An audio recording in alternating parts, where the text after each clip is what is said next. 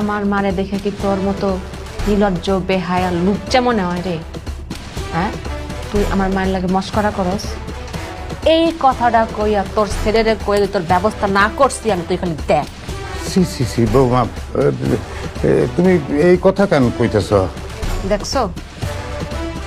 শুনেন বিয়াই, আমার সাথে মস্করা করার কিছু নেই। আমি একটা ভদ্র বাড়ির মেয়ে, একটা ভদ্র বাড়ির বউ। কথাটা মনে থাকে, বুঝছে? জি বৌমা, আসলে আমি তো তোমার কাছে একটা দরকারে আসছি মা। আমি এই বাড়িতে সুজনের বউ হয়ে আইছি। হ্যাঁ, তো সুজন ছাড়া আমি কারো ধার ধারি না, তাই আমার কাছে আমনের কোনো দরকার থাকতে পারে না। কি দরকার থাকতে পারে না? হ্যাঁ, কিন্তু বৌমা, তারপরেও আমি কইতেছি যে তোমার কাছে আমার খুব দরকার। সে দরকারটা হইল আমার শরীরটা ভালো না, তাহলে আমি নিজেই এই কাপড়গুলো ধুতাম। এই কাপড়গুলো শুধু আজকের মতো এই কাপড়গুলো একটু ধুয়ে দাও, তাইলে আমার খুব ভালো হতো, বুঝলাম? এগুলা কয়দিন ধরে ধোয়া হয় না, সব গন্ধ হয়ে গেছে। ধুয়ে দাও। কওয়া শেষ? কোন অ্যাঙ্গেল দিয়া আমার তোর কাজের বুয়া মনে হয়? বৌমা তো মেয়ের মতো। এ সুর কম। বৌমা ন্যাকামি করবি না, একদম ন্যাকামি করবি না। আমার ন্যাকামি একদম পছন্দ না। বাড়ির দলিল করার সময় তখন তো পরের মেয়ে, আবার কাপড় কাচার সময় বৌমা আমার নিজের মেয়ে।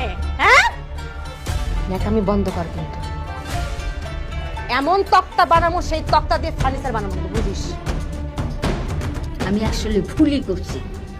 তোর ওই মিস্টার শয়তান পোলার কাছে আমার মাইয়াটারে বিয়া দিয়ে, আমার মাইয়াটার বিয়ার লেগা এখানেও কত বড় লোকের পোলা পিছে পিছে ঘুরে। হ্যাঁ, খারাই রসস কেন? তোরা যাইতে কইছি না? ও আমি তো বুঝলে গেছি, তোরা তো ধাক্কাটা যদি যাস না, যা আবার চাইয়া থাকে সব কিন্তু গালাই দিমু। আল্লাহ,